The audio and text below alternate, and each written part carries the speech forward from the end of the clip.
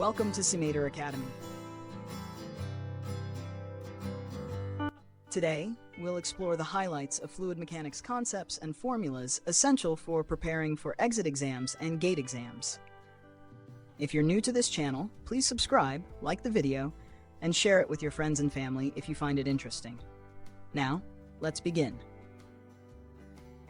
The focus of this video is on the concept of compressibility and bulk modulus elasticity of fluids.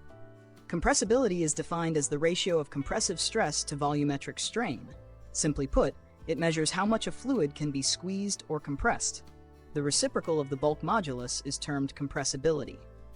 Bulk modulus elasticity represents a substance's resistance to uniform compression. It's denoted by the capital letter K. For gases, bulk modulus elasticity increases with rising pressure and temperature.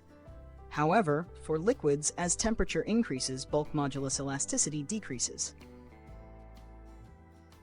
The bulk modulus formula illustrates how it relates to pressure P and change in volume V.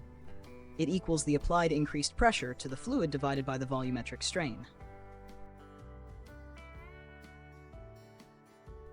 The SI unit for bulk modulus is the Pascal, named after the French scientist Blaise Pascal.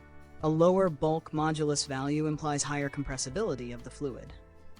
While liquids are commonly deemed incompressible due to their large bulk modulus values, truly incompressible fluids have volumes that cannot be changed. Alright, let's dive into the concept of surface tension.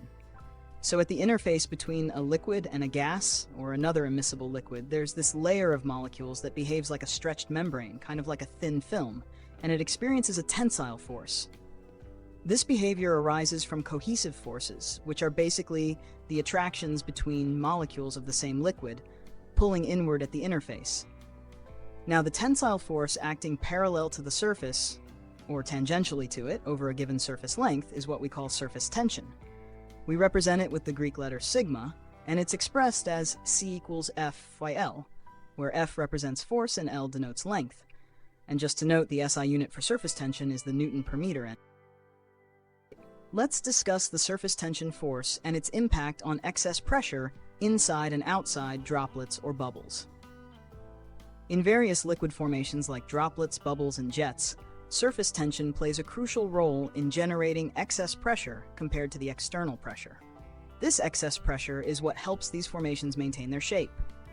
Take, for example, a hollow bubble, like a soap bubble in air. It has two surfaces exposed to air, inside and outside, so it experiences surface tension on both sides. Now, there's a formula commonly used to calculate the pressure difference across a curved interface, such as a droplet or bubble. It involves the tensile force due to surface tension acting around the circumference. This force is expressed as tensile force equals Cx circumference equals Cx 2 pi r. Here, 2 pi r represents the circumference of the base of the droplet or bubble, with r being the radius. Additionally, we can factor in the pressure force exerted on the area pi/4 d2. Alright, let's derive a formula for the change of pressure inside and outside a droplet or bubble. First, we equate the surface tensile force to the pressure force. So, the tensile force represented as 2 pi r CO, the product of the circumference of the droplet's base and the surface tension of the liquid, equals the pressure force, the product of an area with the change in pressure. Now let's divide both sides by pi r sq. This gives us the formula for the pressure drop inside the droplet. Pressure drop in droplet equals 2 surface tension cu radius of the droplet. Similarly, for a bubble, the tensile force is 2 pi r sine, the product of the circumference of both surfaces and the surface tension of the liquid, which equals the pressure force, the product of an area with the change in pressure. Again, dividing both sides by pi r squared, we derive the formula for the pressure drop in the bubble. Pressure drop in bubble equals 4 surface tension sigma for radius of the bubble.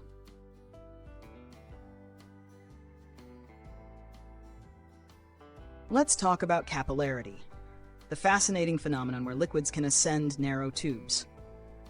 So what's happening here is a dance between adhesive and cohesive forces.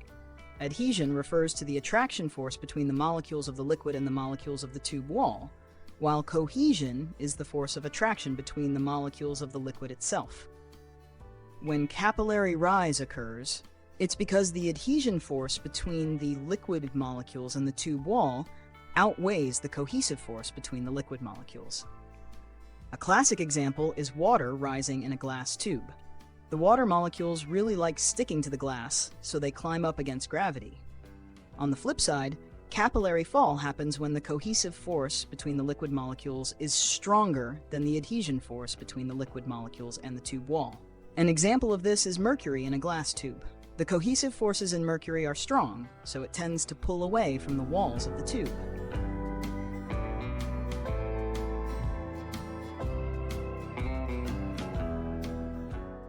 Alright, let's break down the formula relating the height h of a liquid column in a capillary tube to the contact angle theta, the specific weight gon of the liquid, and the radius r of the tube.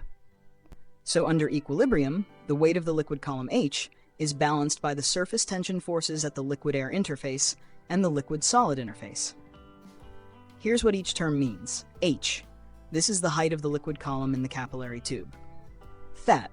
The contact angle, which is the angle between the liquid and the solid wall of the tube. Mele gon. This is the specific weight of the liquid, which is calculated as the product of the liquid's density and the acceleration due to gravity, g. R. The radius of the capillary tube. And sigma represents the surface tension. In simpler terms, this formula describes how the height of the liquid column in the tube depends on the properties of the liquid, the angle at which it interacts with the tube, and the dimensions of the tube itself.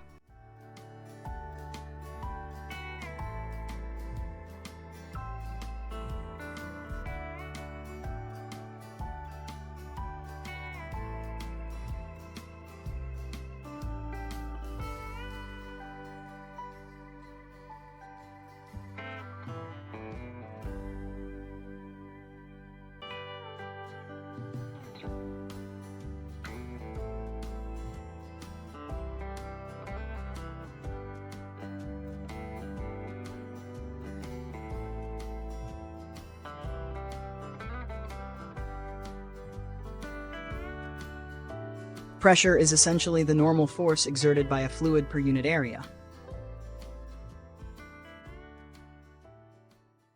We measure it in Pascals, PA, where 1 Pascal equals 1 Newton per square meter, N meter squared. There are also other common units for pressure, such as the bar and atmosphere.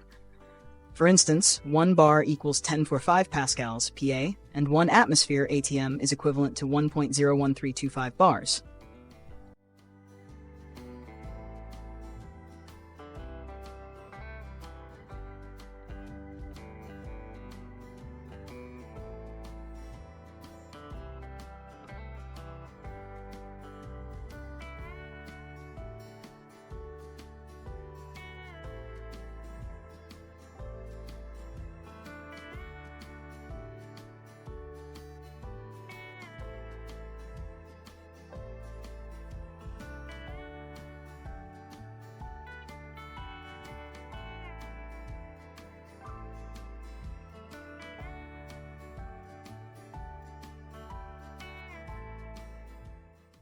These are handy conversions to know when dealing with pressure in different contexts. Here's the formula for calculating gauge pressure, P gauge, relative to atmospheric pressure. Gauge represents the gauge pressure we are trying to solve for. Represents atmospheric pressure, the pressure exerted by the weight of the atmosphere.